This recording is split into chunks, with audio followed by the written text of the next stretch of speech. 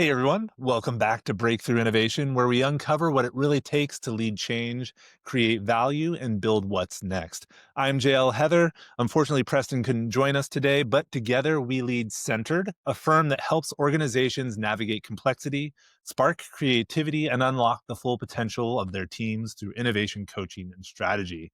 Today's guest brings a blend of personal transformation, global experience, and practical wisdom that's rare even among world class speakers.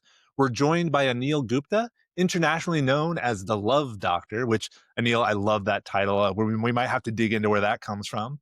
And a mentor whose insights into happiness, relationships, mindset, and emotional resilience have reached audiences in more than 18 countries after overcoming his own battle with suicidal despair in 2008, Anil developed tools now used worldwide: the happiness formula, the happiness test, the relationship score, and the relationship ratio.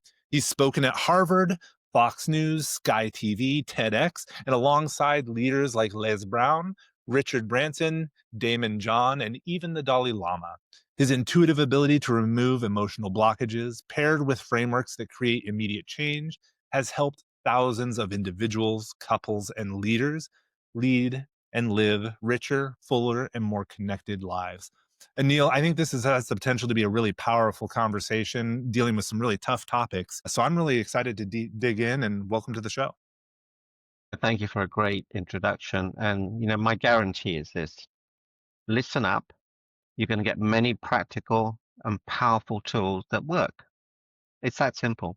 You know, and things that just work are unfortunately rare in this world. So I love that promise. So, Anil, your story, as I understand it, begins with a moment of deep personal crisis. That 2008 moment, the despair, the suicidal despair that you mentioned. What shifted for you in 2008, and how did that moment unlock what you're doing today? So it's November 2008, 17 years ago. I was made some very bad investments in the stock market, real estate, and basically I lost everything: the house, the cars, the savings, everything. And I thought I better tell my wife. So we were at the in a hotel in Miami at the time. So I went up and said, "Honey, something really bad has happened."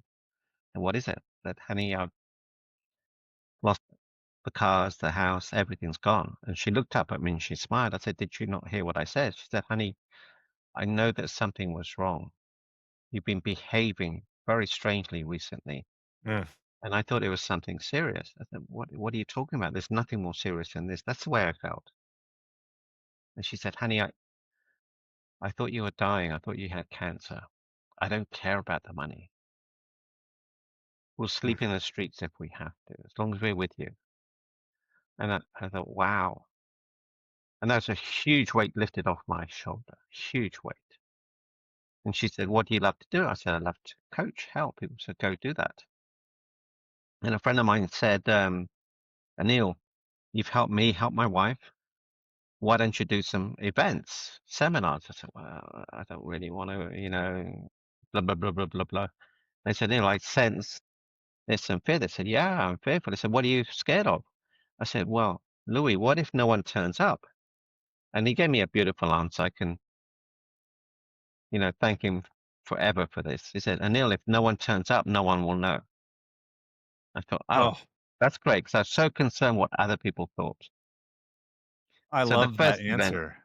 oh my gosh, first event was 5 people, 10, 20, 50, 100, 500, eventually 10,000 people. But if I hadn't gone through that adversity, I wouldn't go on stage. I wouldn't impact so many people. I wouldn't have written 3 best-selling books. I wouldn't have been on TEDx, Fox News, Sky TV, ABC, NBC, iHeartRadio, none of that stuff. So you have to say yes. Wow. One, I think everyone needs people in their lives that provide perspective and just believe. Like the way your wife responded, I don't even have the words to describe how that must have felt to know that that perspective was there and that you could hear it in that moment that you needed it. That's really powerful. And I think what I'm curious about, we often talk about the lowest moments. And I think those are important moments because those are the moments we have to recover from and learn from. But I think what I hear in your story is maybe your definition of happiness didn't match your wife's. And that was maybe part of the despair to some extent. So I'm curious, is the way we define happiness part of the problem? Well, yeah, when you change the definition of something, it changes your whole perspective. For Right. example, I ask people, are you successful? Most people don't say yes. And the reason is their definition of success is so way beyond anything they could ever get. But I just say, look, what if you change the definition of success to this? So I was in India. There was about 30 students in the class, and I asked them who's successful. Two people put their hands up, which is two people more than I thought would put their hands up. It's really surprising. So I asked them, and then within 5 minutes, every person put their hands up. And what we did was we changed the definition of success to success is equal to making progress. If you're making progress, you're successful. You've got kids, yes? Yeah. Two. So when they were growing up, they were walking, crawling, walking, talking, running. That's progress, milestones. Right. You didn't try and rush it. You didn't, criticize it. You knew it was going to happen. So if you know that the things are going to happen in your life, you're going to, you know, be successful, you're going to be happy, then you're successful. Success is equal to making progress. Now, Yeah. love, people have so many rules for love, but love is very simple. Love is acceptance. So as human beings, we do everything for one reason. It's for the feeling it gives us. Absolutely. A Yeah. nice house, a nice car, money in the bank for the feeling of security. But that's all external. What's internal is what we're seeking. We think we're seeking happiness, but we're actually not. And this will come as a shock to a lot of the listeners here. What we're seeking is a feeling of fulfillment. See, happiness is external, Yeah. fulfillment is internal, motivation is external, inspiration is internal. So fulfillment is what we're seeking, and there is a formula for that, which is G times G times G. You have to give is the first G. The second G is grateful. Third G, you have to grow emotionally, physically, Mm. spiritually, mentally, financially. Now, when you give, you receive endorphins. You feel good. The person you give to receives endorphins. They feel good. The person observing the gift receives endorphins. They feel good. The person sharing the giving feels good. The Mm. person receiving the sharing feels good. And it goes on and on and on and on. So we have to give. The second G, we have to be grateful for what we have. So if you look at your hands, when was the last time you thanked them? It's usually the opposite, if I'm honest. It's like, oh man, I got to clip my fingernails, or I just hurt my hand, or like dropped something. It's more often the opposite of thanking them. Yeah. So what would happen if you thanked them? What vibrational energy would shift for you? No, that's an interesting concept, and it ties in well to the season as well. And here in the United States, with Thanksgiving coming up, I think anytime you thank anything, hands, people, or otherwise, it lets you focus on the positive contributions. The endorphins you talked about for giving apply because, say, I thank my hands now have given me the ability to hold things, to hold my wife's hands, to hold my kids' hands. Like that's a huge thing for me. Knowing that there are those endorphins that I get from being given something. They allow you to receive money, goods, presents. They've held your babies. Yeah. They've protected your family. Now, how many times do you think your heart has beaten to date? Give me a number. If I were savvy, I'd do some quick mental math. I'm sure it's in the billions or trillions. Yeah, it's at 1 billion. But think about that. It's four chambers in perfect harmony. 1 billion times. You're a billionaire, but we never thank it. Our Yeah. kidneys, how many millions and trillion, actually, it must be hundreds, yeah, hundreds of millions, maybe billions of miles have they gone through? Yeah. Kidneys, liver, You know, skin. you talk about thanking, they're like my heart. So my wife's brother recently passed away due to a heart attack. I definitely was thankful for my heart then.